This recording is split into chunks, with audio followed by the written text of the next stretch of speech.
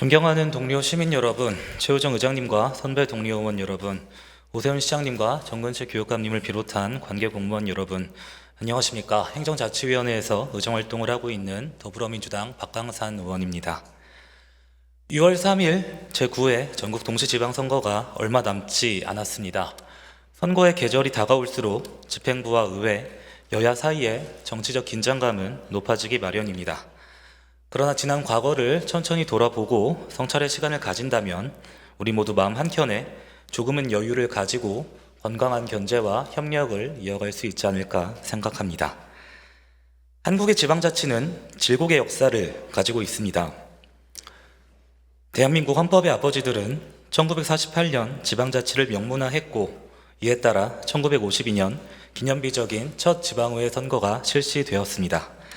그러나 얼마 지나지 않아서 1961년 5.16 군사정변으로 전국의 지방의회 해산 명령이 떨어졌고 1972년 유신헌법은 조국이 통일되기 전까지 지방의회를 구성하지 아니한다는 황당한 부칙을 통해서 지방자치의 심장을 멈추게 했습니다.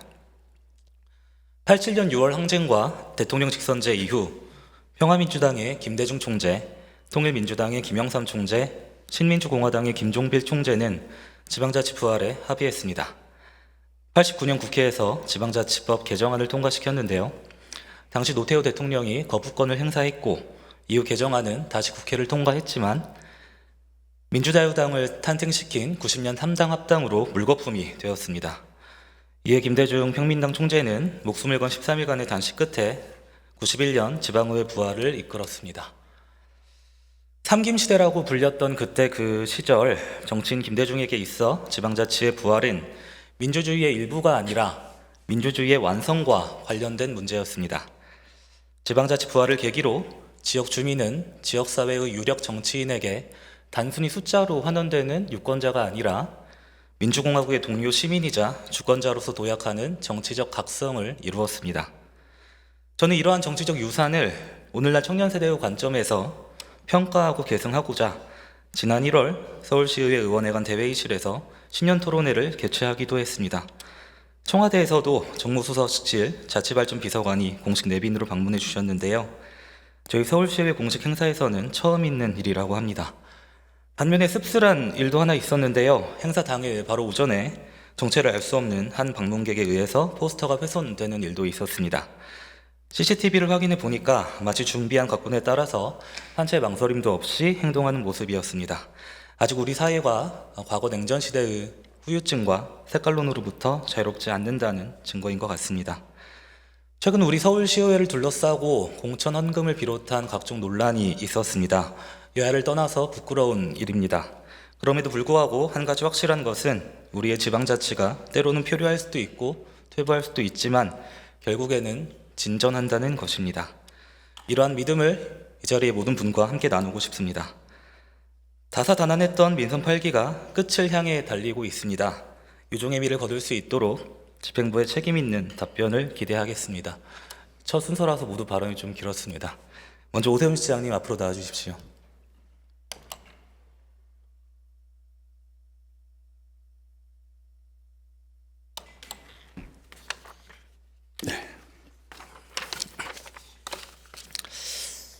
시장님 먼저 감사의 정원부터 짚고 넘어가겠습니다. 국토부에서 한 2주 전에 공사중지 명령이 내려왔잖아요. 그때 이제 저항권도 언급하시면서 굉장히 강경한 태도로 언급을 하셨는데 오늘 시정질문 앞두고 어제 또 보도가 나왔더라고요. 그래서 뭐 절차를 준수하고 뭐 조율을 이어가겠다라는 메시지를 내셨는데 그 좀 배경에 앞서서 그동안의 좀 타임라인을 좀 짚어봤으면 좋겠습니다. 24년 8월부터 시작된 이제 건이잖아요. 좀 기억이 많이 희미해지셨을 것 같기도 하고 좀 순차적으로 짚어보겠습니다. 제가 이제 뭐 지금 행정자치위원회 소속이기도 하고 24년부터 계속 이 현황을 체크해 보니까요. 좀 느꼈던 것이 스테이 많이 꼬였구나. 그리고 앞으로 많이 꼬이겠구나 라는 생각이 들었습니다. 뭐 이제 뭐 보고도 받기도 하고 자료 요구도 하고 정말 허심탄회하게 이제 실무자분들이랑 미팅도 하고 했는데요. 그 당시 8월에 이제 설문을 처음 실시를 했었죠. 누리집 통해서 했었는데 그때 시민 의견 얼마나 수렴됐는지 기억하십니까? 두 가지. 처음에 522건 시민 의견이 취합됐는데 이 표본이 너무 적다라는 문제가 나왔고, 또 이제 중요한 점은 그것이 네이버랑 구글 계정을 통해서 한 사람이 여러 번 설문을 좀 할 수 있게 되는 그런 구멍이 좀 있었습니다. 여기에 대한 비판이 있었습니다. 그리고 또 무엇보다 이제 그 내용이 객관식이 아니라 주관식이었는데 그 찬반의 응답을 담당 부서에서 임의로 분류를 했습니다. 자, 그래서 있는 그대로 좀 달라, 내가 한번 좀 구분해보고 싶다, 어떤 의견이 있는지 보고 싶다라고 말씀을 드렸는데 결국 안 주셨어요. 좀 인정을 하셨고요. 부실한 답변들이 취합됐다는 거를 말씀 주셨습니다.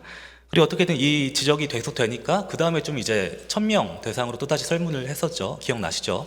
그때 이제 문항이 한 3개 정도 됐어요. 기억하십니까? 혹시 그 어떤 문항들이었는지? 디테일이 잘 기억이 나지 않습니다만. 아, 그래요? 첫 번째 문항이 대한민국 번영의 기틀이 된 6.25 참전 22개국 청년들의 희생과 헌신을 기억하기 위해 우리 정부와 지자체의 노력은 필요한가라는 질문이었습니다. 여기에 필요하지 않다라고 할 사람이 얼마나 되겠습니까? 그 당시 필요하다가 79.2%였습니다. 그리고 두 번째는 이제 그러한 희생과 헌신을 기억하기 위해서 국가상징 공간 설치하는 거 어떻겠느냐 라는 그나마 좀 질문다운 질문이었습니다.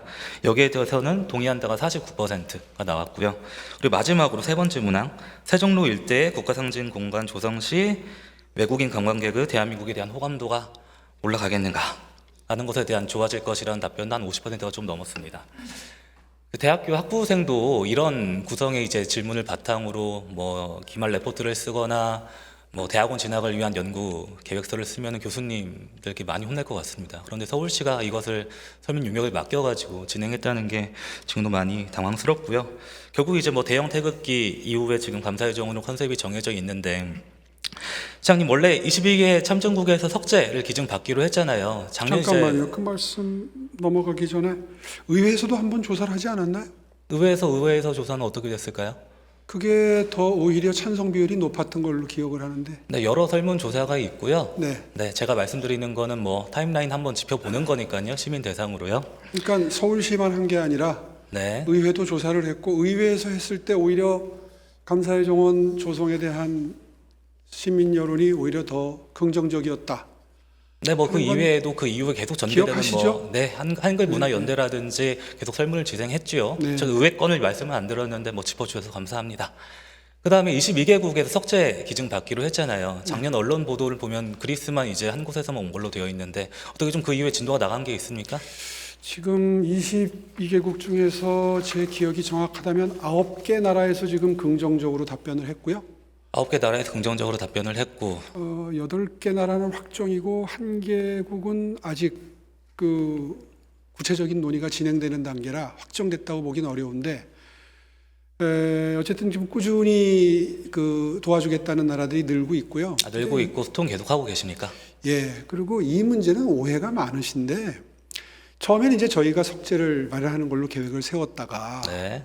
좀 더 의미를 부여하기 위해서 해당 당사국에서 돌이 일부라도 오면 좋겠다, 이런 취지의 제안이 총괄 건축가님 아이디어로 나왔습니다. 그래서 그러면 협조가 되는 나라가 있고 안 되는 나라가 있을 터인데, 협조가 되는 나라는 대외적으로는 그렇게 내용이 안 나갔잖아요. 내부에 설명 어떤 몇 번 했습니다. 논리인데요. 몇 번 그런 설명 드렸고요. 지하에도 또 이제 미디어월 설치 다른 건도 말씀으로 있었잖아요. 넘어가기 전에 아니요. 제가 주도권을 가지고 있는 시정 질문이니까요. 마무리 지어야지. 왜 아니요. 예산 밖에 충분히 답변이 말씀하셨지 나오니까 않습니까? 막으세요. 들어보세요. 아니, 제가 질문 드리겠습니다. 지하에 미디어월 설치 관련해서도 공문 보냈잖아요. 네. 2차례 보냈잖아요. 네. 어떻게 됐습니까? 그것도 협조가 되는 나라의 경우에와 협조가 안 되는 나라의 경우가 다릅니다. 보도에서 명확히 나왔는데 그 다 일일이 그러니까 공문을 저희들이 보내가지고. 바라던 바는 시차가 잘 맞으면, 시차요? 시차 네. 전 세계의 나라가 분포하고 있으니까 네. 낮과 밤이 다를 수 있지 않습니까? 실시간으로 그 나라의 대표 광장의 모습을 공유하기 위한 목적인데, 예를 들면 낮과 밤이 다르면 우리나라에서 낮이면 거기는 밤이잖아요. 그런 경우에는 또 홍보 영상이나 다른 걸로 대체를 해야 되겠죠. 깜깜한 모습이 보이는 제가 것보다는. 말씀드려도 될까요? 공문을 보냈잖아요. 그리고 각 국가에 유지보수 비용 제외하고 구축비 2억 원 소프트웨어 개발비 3억 원, 포털 구축비 5억 부담해달라고 공문 보냈잖아요. 그 나라의 CCTV를 만들 때 비용까지 우리가 부담할 수는 없지 않습니까? 그런데 보내고 난 다음에 그것을 회신 기간 안에 철회를 하셨습니다. 맞습니까? 글쎄 그 구체적인 건 지금 기억이 안 나는데 원리를 이해하시면 오해가 적어요. 네, 그거를 말씀하세요. MBC 보도한 걸 지금 기준으로 해서 말씀하시는 것 같아요. MBC 보도가 굉장히 악의적입니다. 악의적이다. 악의적이에요. 근데 저희가 어떻게든 충분히 회신- 설명을 해줬는데도 말씀드리겠습니다. 회신 기간 안에 철회를 하셨잖아요. 연락이 안 오니까요. 그건 맞잖아요. 팩트가 맞잖아요. 뭐 그 디테일을 별게 가지고 아닙니까? 마치 서울시가 일을 부실하게 준비해서 모든 게 부실한 어그러진 게 것처럼 맞죠. 부실하게 진행된 그렇지 게 않습니다. 맞죠. 처음에 나왔던 아이디어를 그대로 전달을 했고 그쪽에서 반응이 그렇게까지 우리가 비용을 들여가면서 쌍방향 소통하기에는 실무욕을 어렵겠다는 반응이 와서 제가 이건 지금까지 듣는 느낌을 말씀드리면은 말을 막지 마시고 좀 설명을 들으세요. 제가 충분히 답변 기회 드리고 있고요. 제가 주도권을 가지고 있는 시청 질문입니다. 룰을 아니 지켜주세요. 주도권은 의원님께 있지만 설명을 들으려고 물어보셨으면 설명을 들으셔야죠. 충분히 들은 것 같습니다. 원하는 답변이 아니라고 해서 자꾸 막으시면 됩니까? 아니요. 지금 저는 서울시가 혼자 북치고 장구치고 외교적 그렇지 권력을 않아요. 범했다고 그 설명 지금 생각을 드리고 합니다. 있잖아요. 아니요. 그런 다음에 지금 시장님 지금 세계 대도시협의회 지금 공동 의장님이시잖아요. 네. 그런 위상을 가지고 있는데 이렇게 공문 두 차례 보내고 10억의 부담을 요청을 디테일이 하고 다 틀려요. 답장이 오니까 또 이제 회신을 철회를 하고 마치 무슨 뭐 절차상 준비 부실 때문에 생긴 일처럼 그렇게 보도를 했지만 실상은 그렇지 않다니까요. 정말 실망스럽습니다, 시장님. 뭐가 최소한의 반성과 절차에 실망스럽습니까? 대한 그런 이런 기회에 통찰이 전혀 시민들께 없는 것 설명을 같습니다. 드려야지 일방적으로 잘못된 보도로 당하고 난 상태에서 그대로 설명할 기회가 그럼 없어서 그때 보도가 나왔을 때 바로 뭐 반박 보도를 내든지 설명자를 내든지 하셨어야죠. 아니, 다 시장님 했죠. 입장을 발표하시던가. 하여튼 이러한 총체적 난국이 계속 진행되는 와중에 어제 서울시 입장이 나왔습니다. 그리고 네. BTS 공연까지 이제 언급을 하면서 어떤 안전 문제에 있어서 협조를 또 요청하기도 했고요. 좀 배경 좀 설명해 주시겠습니까? 이미 뭐 올해 신년 기자간담회 때 좀 상세하게 설명을 했는데요. 다시 한번 요약 설명을 드리면 짧게 해주세요. 네. 구체적으로 알고 싶은 게 뭡니까? 그렇게 물어보세요. 그럼. 짧게 하시라니까. 그러면은 3월 21일 공연 끝난 다음에 그 다음 진행 상황은 어떻게 되겠습니까?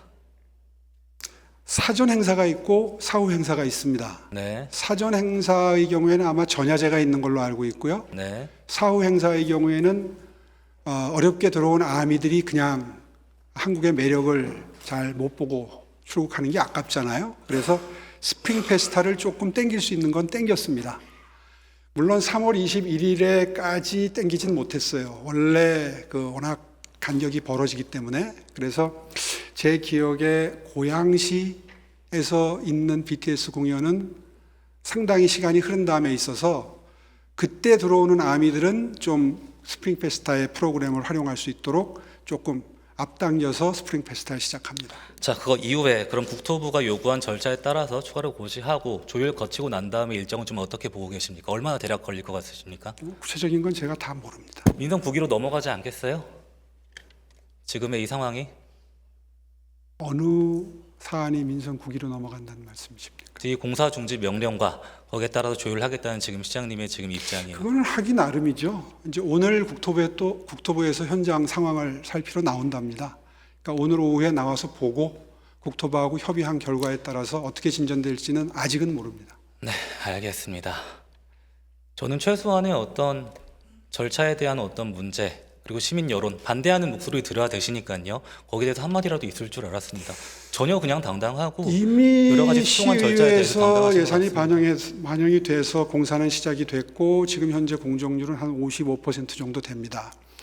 그런 상황에서 무리하게 절차 진행상의 경미한 사항을 찾아내서 공사를 중지하라, 이것은 저희들이 보기에는 매우 무리한 행정입니다. 직권 남용입니다. 여전히 그 입장에 변함이 변함이 없다는 없죠. 사실로 알겠습니다. 네.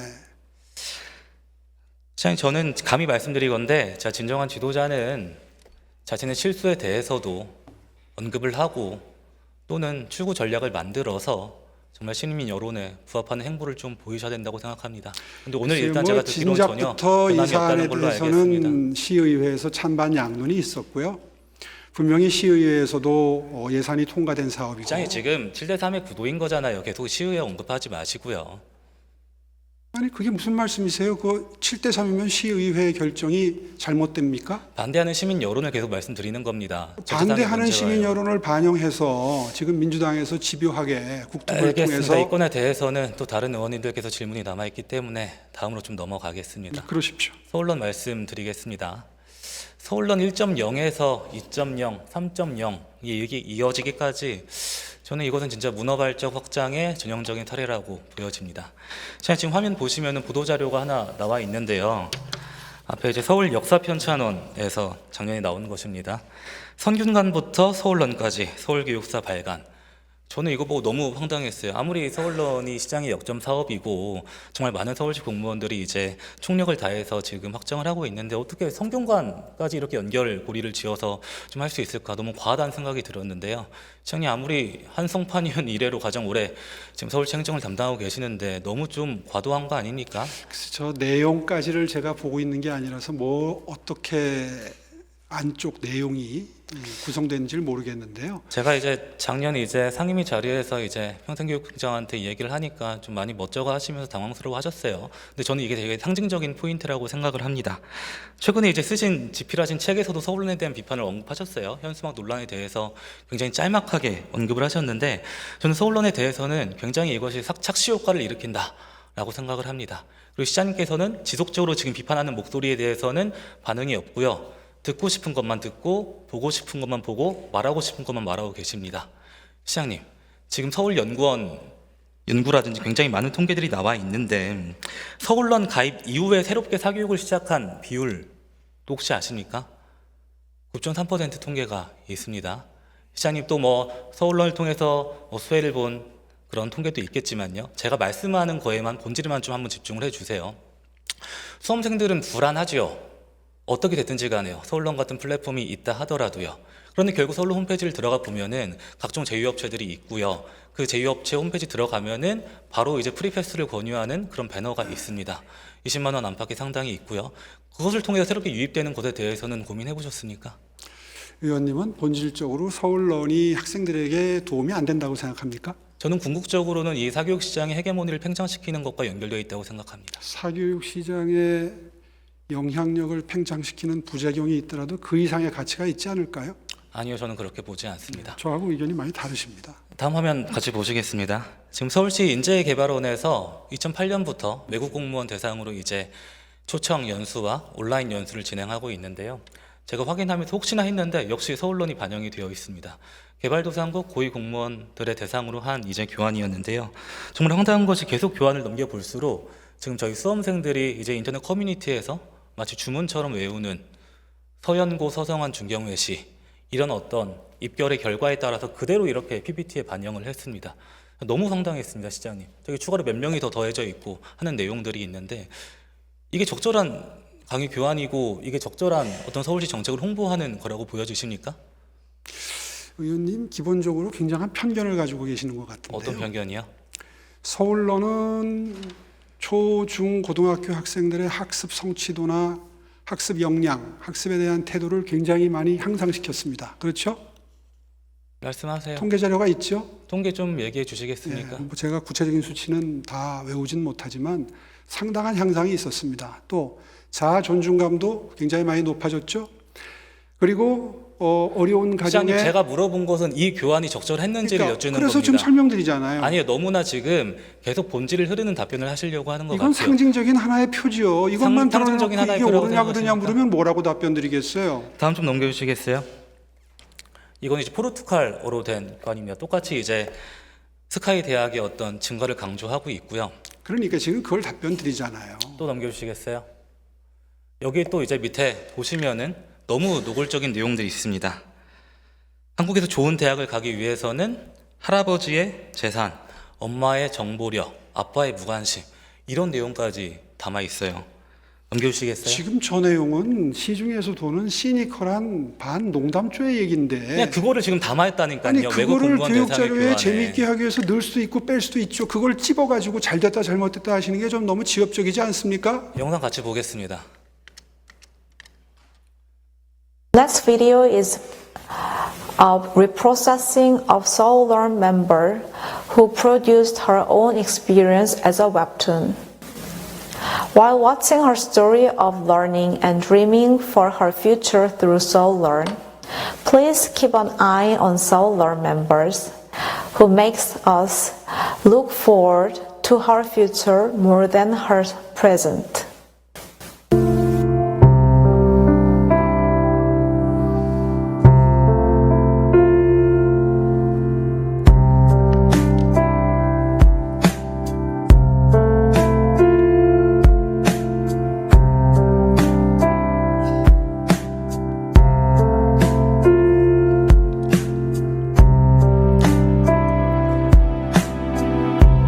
네, 그만 정지해 주세요.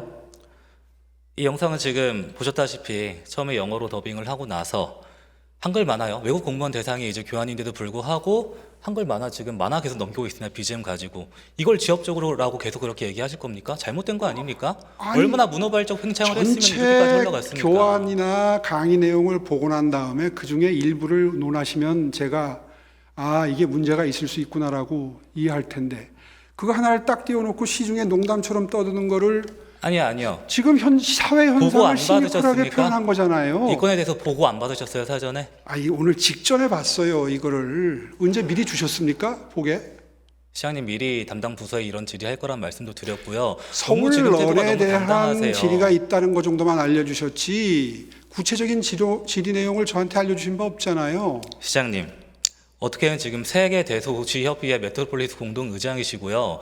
다음 5선 시장을 준비하고 계세요. 너무 뻔뻔하십니다. 행정의 디테일 그렇게 강조하시고 말씀 삼가세요. 뻔뻔하다니요. 서울의 스포츠웨어도 강조하셨는데 지금 아니지 않습니까? 뭐가 뻔뻔합니까? 정말 저는 이해를 할 수가 없습니다. 자료를 미리 지금의 보내주고 너무. 오늘 이 자료를 가지고 토론할 거라고 하면 혹시 모르겠는데 자료는 방금 전에 띄워놓고 서울 런이라는 것만 가르쳐 주셨잖아요. 시장님, 미리 전화통화로 다 얘기를 드렸고요. 제가 작년 행감 때도 계속 지적했던 부분입니다. 최소한이 그런 것도 체크를 안 하신다는 걸 지금 말씀 주시는 거라고 생각을 행감 때 하겠습니다. 지적한 거를 다 어떻게 숙지를 합니까? 너무 진짜 책임감 없는 말씀 계속하고 계시는데요. 책임감 없지 않습니다. 저는 서울론에 대해서 서울론에 대해서 지나치게 시장님께서- 편견을 가지고 계셔서 제가 지금 말씀드리는 거예요. 아니요. 저는 부족한 부분들 지적을 아니, 드린 서울론이 거고 얼마나 거기에 지금 대해서 지금 성과가 피드백을 전혀 좋습니까? 안 하고 있습니다. 말씀해 성과 보세요. 지표를 성과 지금 얘기해 설명을 보세요. 드렸잖아요. 사교육비도 많이 절감했고 학생들의 학습 역량이나 태도도 많이 좋아졌고 아마 이것을 성취도도 제 높아졌고 기억으로 그리고 약간 마지막으로 제가 말씀드리겠습니다. 아니, 발상의 끝까지 설명 전환이라고 들으세요. 말씀을 하셨는데 허참 저는 이상하시네. 빈곤의 왜 이렇게 철학이라고 말을 자꾸 생각이 막아요? 듭니다. 아니, 충분히 지금 답변 보장하고 있고요. 계속 어허. 지금 물고 뜯고 하시는데 저는 진짜 시장님의 품격과 어울리지 않다고 생각합니다. 저는 의원님하고 물고 뜯을 생각이 조금도 없어요. 시장님, 물었으면 책임을 지셔야지. 답변을 듣고. 정말 진짜 그렇지 않습니까? 이런 말 할 동안에 설명 들으세요. 질문을 하셨으면. 대안학교 관련해서 말씀드리겠습니다. 작년 1월과 7월에 또 그러시네. 정말 진짜 어떻게 시민의 대표로 앞에 있는 의원 앞에서 계속 훈계하듯이 그런 태도가 시민의 적절하다고 대표니까 보십니까? 대표답게 질문을 했으면 답변을 들으셔야죠. 대표답게 전하고 있습니다. 비판의 목소리를 전하고 있습니다. 정말 본인이 원하는 원하는 그지 답변이 없습니다. 아니라고 해서 답변을 자꾸 막으니까 제가 그 주도권을 점을 가지고 짚는 있는 겁니다. 시정 질문이고요. 답변을 컨트롤할 수 있습니다. 알고 계시지 않습니까? 계속 지금 시간을 하지 마십시오. 진행하십시오. 작년 1월과 7월에 대한교육기관법 개정과 시행령 개정이 이루어졌습니다. 이에 따라서 교육감과 지방자치단체장은 지역 여건에 맞게 협의체를 구성하고 예산 범위 내에서 대한교육기관 운영에 필요한 경비 지원할 수 있게 되었습니다. 이 내용 보고 받으셨죠? 알고 네. 계시죠? 협의체 만드셨습니까? 이거는 본질적으로 22년도에 법안이 개정이 돼서 업무가 교육청으로 넘어간 사안으로 그 알고 타임라인은 이미 다 알고 있기 때문에 있습니다. 네. 지금 약자의 동행 계속 강조하시는데 비판의 목소리를 들어달라고 제가 계속 말씀드리고 있습니다. 선택적 동행이라는 얘기 나오고 있습니다. 지금 서울의 대안학교 학생 그리고 교사들이 굉장히 열악한 상황에서 학업을 이어가고 있습니다. 일부 교사들은 최저임금 수준도 못 받는 수준에서 이제 환경을 그렇게 구축하고 있고요. 일단 어떻게 여기서 대해서 법이 개정이 됐으니까 저는 서울시와 서울시 교육청이 함께 힘을 모아가지고 협의체 구성하고 지원 이어가야 된다고 생각합니다. 자, 작년에 이제 예산 증액으로 62억 정도 교육경비 보조금을 올렸는데 바로 이제 개수 조정 때 삭감이 됐어요. 관련 내용 이 정도의 규모의 예산 삭감에 대해서는 보고받지 않으십니까? 예, 말씀을 들었고요. 본질적으로 분명히 할 것은 이 업무는 교육청소관이죠. 그래서 본질적으로 예산을 편성할 책임과 의무가 교육청에 있습니다. 다만 이 사안에 대해서 서울시가 무관심하지는 않습니다. 어차피 방과 후 학생의 경우에는 저희도 함께 책임을 지는 입장이기 때문에 이 사안의 경우에 충분히 교육청과 협의를 하고 도와드릴 입장은 정리한 바가 있습니다. 네, 그럼 잠시 이쯤에서 좀 시장님 잠시 들어가 주시고요. 정거신 교육관님 좀 앞으로 모시도록 하겠습니다.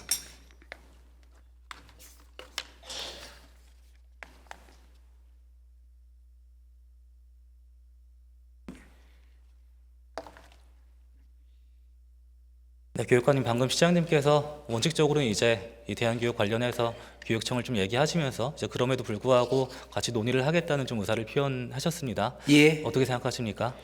예, 앞으로 그 대한교육기관에 관한 법률 시행령이 작년 7월 15일 날 개정이 됐고, 거기에서 이제 교육감과 지방자치단체 간 협의체 구성, 운영에 관한 그런 내용이 들어있기 때문에 앞으로 서울시와 상호 협의체 구성 필요 여부를 적극적으로 검토하겠습니다. 국민권익위원회에서도 이제 작년 12월에 이제 개선안을 얘기한 걸로 알아요. 대한교육기관 재학생 및 학부모 부담 완화 방안을 마련해서 기획재정부랑 시도교육청 그리고 지방정부 109군데 관련해서 이제 권고했다고 합니다. 그런데 그때 이후로 이제 서울시 교육청과 서울시가 더불어서 얼마나 좀 진정성 있게 받아들였고 실천으로 보여졌는지 약간 좀 의문이 있는데요.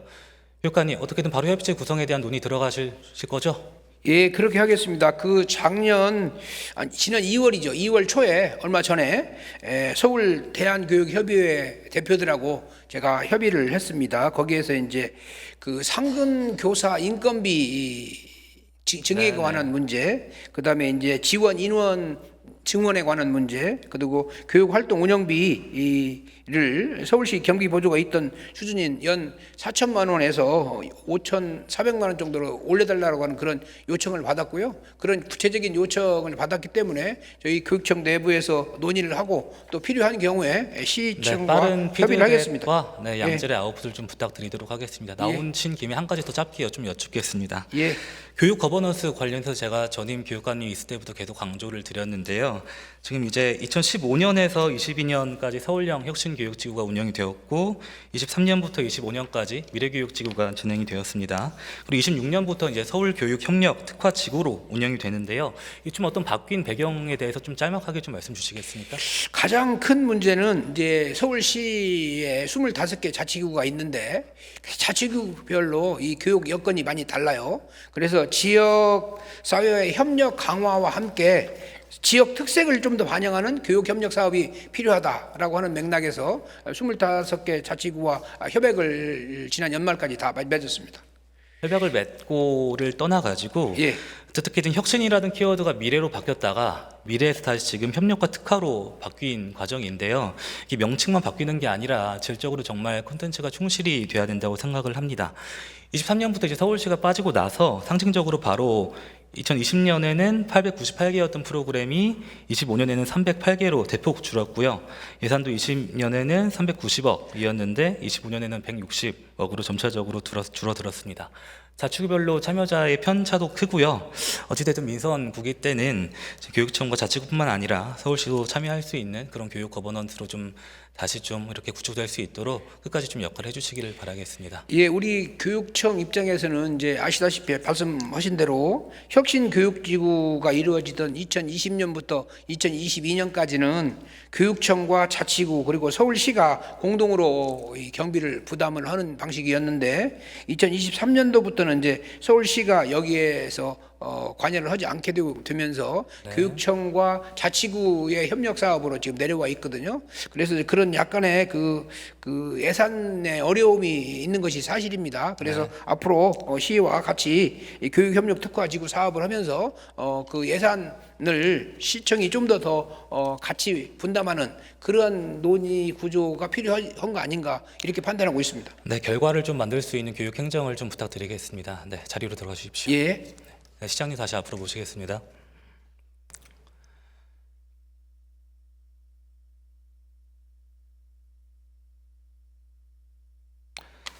시장님, 전에 이제 저한테 서울론에 대해서 편견을 가지고 있다고 말씀을 주셨는데 계속 그렇게 어떤 정치적으로 공세를 이어간다고 하면은 저 또한 드릴 말씀이 너무 많습니다. 뭐 주민자치부터 마을공동체부터 방금 말씀드린 교육 거버넌스까지 끝도 없지요. 대한교육에 대해서 시장님만의 철학과 약자의 동향과 부합하는 것이 있다고 생각을 합니다. 어떻게든 방금 논의를 하시겠다고 교육감님 말씀 주시고 시장님께서 말씀 주셨으니까요. 바로 좀 실무에 들어갈 수 있도록 진도를 좀 나가주시기를 요청드리겠습니다. 예. 다음으로 청년정책으로 넘어가도록 하겠습니다. 얼마 전에 제3차 서울시 청년정책 기본계획 발표하셨습니다. 2030년까지 1954억 투입한다고 하고요.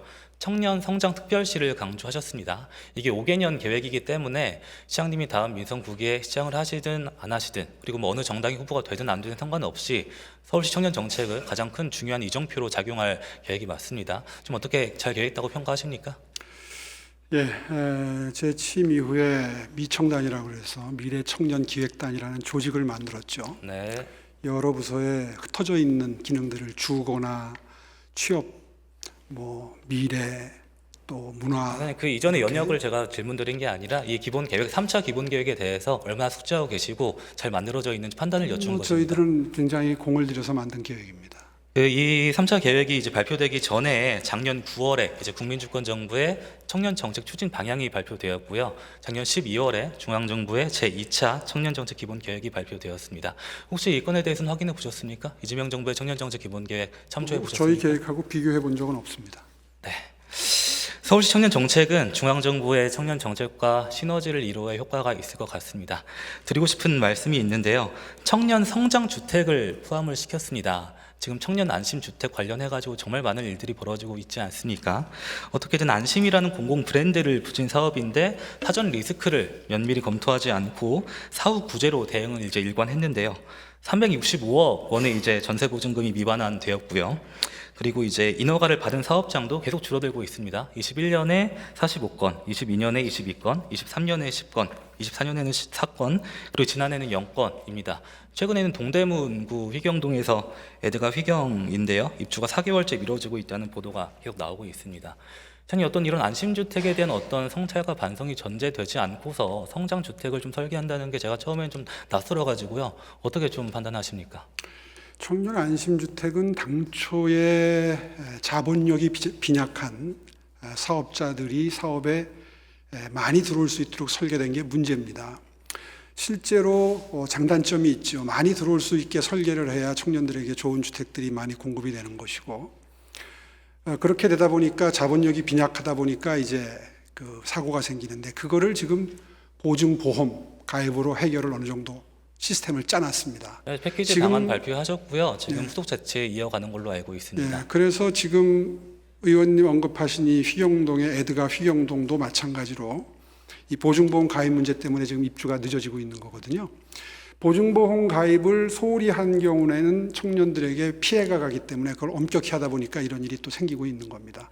다시 말해서 제도를 완비하다 보니까 오히려 청년들이 불편을 겪고 있는 케이스다, 이렇게 요약 정리할 수 있고요. 이제 그래서 우리 SH공사가 이 16호에 대해서는 인근에 있는 다른 신축 청년 안심주택에 지금 공실들을 찾아서 대안을 모색 중에 있습니다. 청년 성장 주택. 그래서 이걸 설명드리는 이유는 모든 제도는 장점만 있는 게 아니라 부작용도 있고 역기능도 있는 거예요. 그런 부작용과 역기능을 최소화하는 충분히 답변 시간 선에서 드린 것 같습니다. 준비를 해서 넘겨주시겠어요? 청년 오피스도 말씀을 주셨습니다. 코리빙 하우스 모델을 포함시켰는데요. 이것도 지금 민간에서 여러 모델들이 진행이 되고 있습니다. 제가 하나 예시를 갖고 왔는데요. 넘겨주시겠습니까? 최근에 이제 민간에서 오픈한 한 코리빙 하우스 컨셉의 이제 내용입니다. 보시면 이제 뭐 카페와 라운지, 워크스페이스 다 이제 이렇게 24시간 이용이 가능하면서 뭐 싱글, 스탠다드, 이렇게 딜럭스까지 있습니다. 딜럭스 같은 경우에 지금 180만 원 가까이 이제 월세가 되고요. 1개월간 이제 그렇게 계약이 가능한 장점도 있지만은 사실은 어마어마한 월세 수준인 것이죠. 어떻게든 이런 내용들 참고해서 청년 성장 주택이든 청년 오피스 구상하신 것 같은데 어느 정도 좀 가격대를 좀 보고 있습니까? 아마 다 다를 겁니다. 경우에 따라서 고가도 있고 중가도 있고 저가도 있을 텐데, 제가 기억하기로는 성장주택은 이미 취업을 한 청년층들에게 제공되는 그러니까 산업 클러스터 인근에 직주 근접을 이루기 위해서 준비되는 것인 만큼 아마 상당히 비용이 많이 들어가는, 그러니까 비쌀 수밖에 없을 거고요.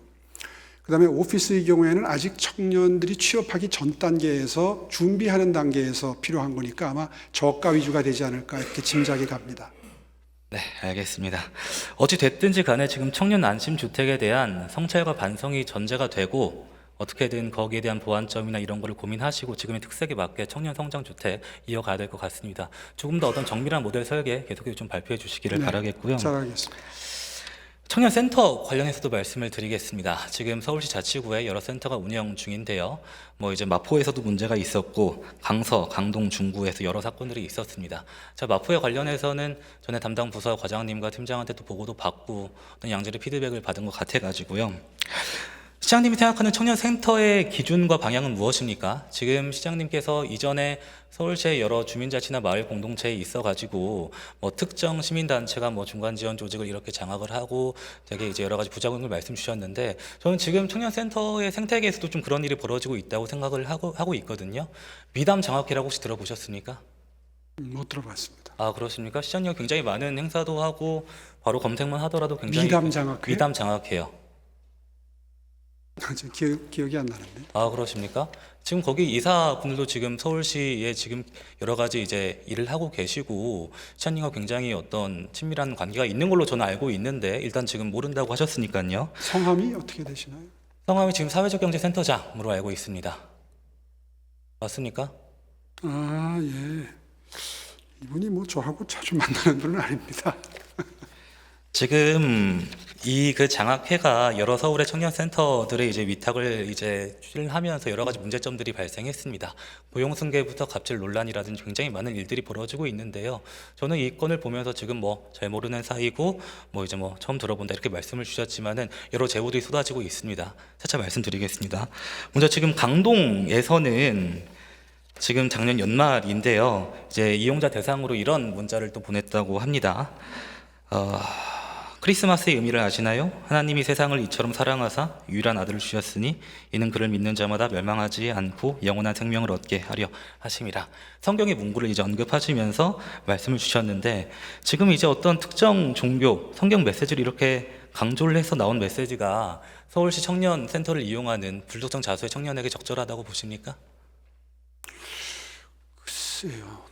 뭐 종교적인 내용이 좀 많긴 느껴지시지요? 느껴지시지요? 그리고 부적절하다고 판단이 되시지요? 글쎄요. 뭐 내용을 앞뒤를 이 전혀 내용이 모르는 지금 상태에서 전부입니다. 네, 이 내용으로 갔습니다. 추가로 말씀드리면은 또 이제 성교육 관련된 이제 강의를 하는데 강사의 어떤 그 경력도 이제 미기재되고 홍보에도 명확히 나오지 않고 강의 내용도 성경에 좀 바탕을 둔 성교육이 진행되었다고 해요. 이런 점들에 대해서 잘못됐다고 판단하시죠? 글쎄요. 뭐 거두절미하고 그렇게 물어보시면 제 종합적인 판단이 불가능하고요. 종교재단에서 운영을 하는 성격의 각종 기관들이 그 종교의 특색을 반영하는 건 뭐 자연스러운 일일 것 같습니다. 구체적인 내용에 대해서는 좀 상세히 파악을 해본 다음에 말씀드리는 게 도리일 것 같습니다. 종교에 이거를 반영을 해가지고 이렇게 보는 게 좀 맞을 것 같다라고 지금 말씀을 주셨는데 저는 정말 부적절하다고 생각을 맞다고 하고요. 말씀드린 적 없습니다. 종교적인 색채를 띤 재단이나 기관의 경우에는 본인들이 운영하는 그 기관 내에서 종교적인 색채가 나타나지요. 근데 그것이 구체적으로 어떻게 발현되고 집행되는지는 앞뒤 맥락을 보고 판단해야 되지 않겠습니까? 그런데 지금 이렇게 딱 이것만 공문 아니라 하나만 보고 아니요 지금 모든 풀센트를 보여드린 거고 이뿐만 아니라 중구에서는 수탁 이제 모집하는 과정에서도 잘못된 공지가 나가고 수정이 반복되고 지금 시장님께서 과거에 말씀하셨던 그런 것들이 시장님과 관련된 장학회 또는 어떤 청년 그룹에서 진행되고 있다는 제보들이 수없이 계속 지금 쏟아지고 저하고 있습니다. 관련됐다는 거는 좀 와전된 것 같습니다. 이분을 제가 성함 정도는 알고 있지만 이분과 무슨 교류가 자주 있거나 그런 관계가 전혀 아닙니다. 알겠습니다. 일단 오늘 뭐 그 건에 대해서는 지금 부인을 하셨다고 생각을 하고 추가로 들어온 내용 또 다음에 질의하도록 하겠습니다. 제가 서두에 지금 감사의 정원부터 뭐 서울런, 대한교육, 청년 관련해서 이제 언론적인 말씀만 드렸는데도 불구하고 굉장히 강경하세요. 저는 어떻게든 지금 우선을 도전을 앞두고 계시고 어떻게든 오랜 경력을 가진 의원님 시장님께서 뻔뻔하다는 표현은 함부로 쓰는 아니요. 표현이 아닙니다. 아니요. 시장님 계속 말꼬리 잡으시 마시고요. 말꼬리가 아니죠. 끝까지 이렇게 하시네요. 의원님이 시민들에 의해서 선출됐다면 저도 시민들에 의해서 선출된 겁니다. 저는 존중해서 충분히 답변 시간 드리고요. 그게 드렸고요. 존중하는 표현이에요? 지금 그 표현 하나 가지고 계속 지금 말꼬리를 잡고 계시는데 말꼬리가 아니라 사과하셔야 될 일이에요. 아니죠, 시장님. 시장님께서 오히려 지금 충분히 답변하지 제가 못한 의원님한테 것에 대해서 뻔뻔하다는 주셔야 표현을 됩니다. 쓰면 의원님은 어떠시겠어요? 저는 뭐 비판이라면 비판으로 그게 받아들이겠습니다. 비판입니까? 비난이지. 뻔뻔으로 지금 계속 하시는데 끝까지 전혀 어떤 사과하세요. 성에 그런 게 없네요.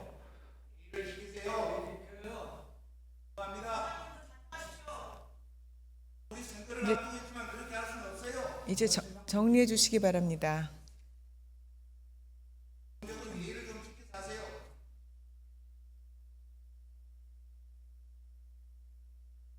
할까요?